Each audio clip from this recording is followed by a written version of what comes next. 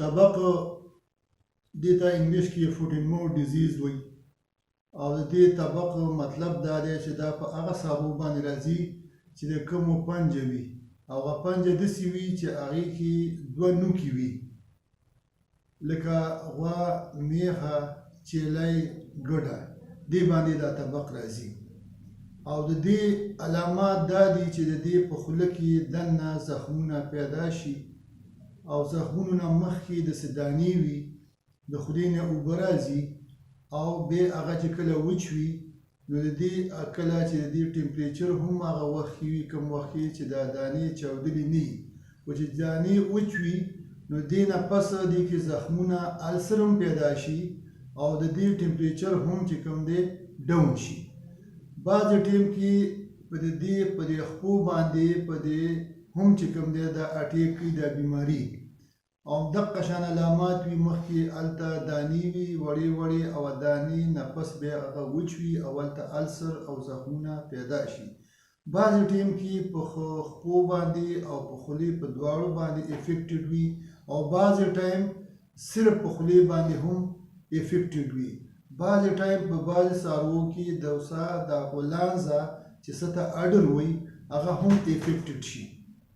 ټیک شو، دا ډیره زیاته اکنامیکلی امپارټنټ ډیزیز دی ولې چې د دې سره ملک پروډکشن د پویو پیداوار هم کم شي، خوراک انیمل کم کی او خوله کې زخمونه پیدا شي، ګډوالی کې پیدا شي او کله چې بیا دا څاروی مړ نشي بچ شي هم چې کوم دی خاص کر په ګرمۍ کې د ده ژوند یو عذاب وي.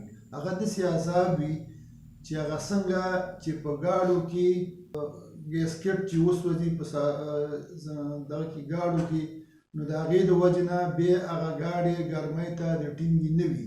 دغه شانتې دا غواګانې او دا چیلۍ او ګډې هم بیا ګرمۍ ته د ټینګې نه وي او چې معمولي ګرمي راشي نو دا ټمپریچر هم ښیي او د ده ته د ساه تکلیف هم وي او خوراک نه کوي او یو پرمنټ ټمپریچر ښیي. اگر چې په دې کې 2% دې کې مارټیلیټي ده خو زه یم چې کوم څاروي بچ هم پاتې شي د هغې نه مرګ د هغې ښه دی. دویمه خبره ده چې د هغې بیا ملک پروډکشن ډېر زیات کم شي، د هغې غوښې پیداوار هم ډېر کم شي او انیمل ورځ تر ورځه کمزوري کېږي او ډېر زیات خرابې حالات ته هغه سفر کوي. د دې ښه طریقه دا ده چې د دې مونږه ویکسین وکړو او کم از کم په کال کې 2 ځله وکړو. کومو میاشت کې ستمبر کې د دې ویکسین په کار دی، هغې ته فوټ اینډ ماوث ډیزیز ویکسین وایي او د یا خاص ساده لفظ کې د هغې د طبق ویکسین او مارچ او ستمبر کې کم از کم دې ته دا ویکسین کول پکار دي او د دې ډوزه 5 سی سی په وړو ځناورو کې 1 سی سی پکار دی. دا د دې ویکسین شو، دې نه د بچ کېدو دغه طریقه شوه. کوم یو څارو باندې یا په فار ایگزامپل په یو کور کې 12-15 څاروي وي او په یو څاروي باندې راغله نو ښه طریقه دا ده چې مونږ دغه څاروی د دې نورو څاروو نه بیل کړو، د دې خوراک څښاک د هغې نه اوسېدل د دې نه بیل کړو. ولې چې د دې خولې نه کوم اوبه راځي دغه اوبه د دې مین سورس اف انفیکشن دی. هغه اوبه د خولې نه چې کومې راځي هغه په اوبو کې ولویږي، په ګیا کې ولویږي او بیا هغه بل څاروی هغه ګیا هغه اوبه وڅښي نو هغې ته هم د لګېدو چانس ډېر زیات دی. ښه طریقه دا ده چې موږ د دغه څاروی بیل کړو چټ پټ فوراً ټیم نه ضایع کړو او دا کوم روغ څاروي چې دي هغې ته ویکسین وکړو فوراً او د دې علاج شروع کړو. دا کوم چې افیکټډ انیمل دی د دې ښه علاج دا دی چې موږ دې ته پینبایاټک د ناوان کپنۍ والا ملاویږي 5 ګرام 250 کیلو وزن دپاره دا یو انجکشن روزانه پکار دی.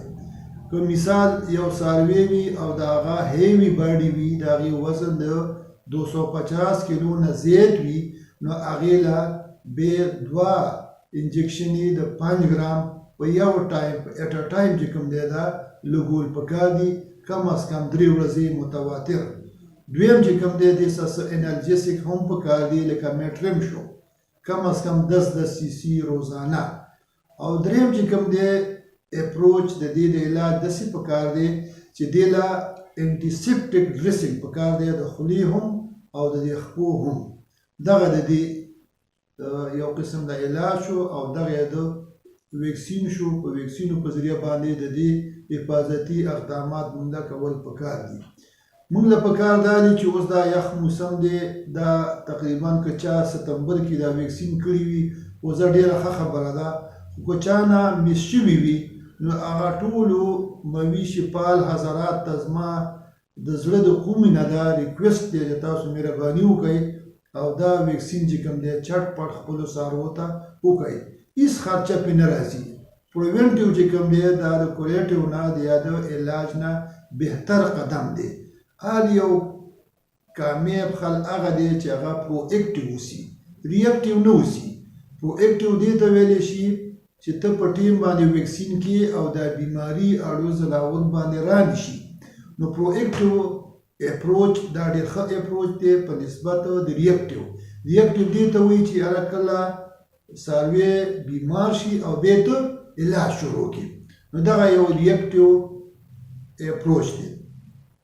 دغه یو څو خبرې وې زما مویشي پال حضرات ته د هغوی په فایده کې دا خبرې او تاسو ځان ایښ کړئ او د دې چې کوم دی نو لپاره ځان تیار کړئ.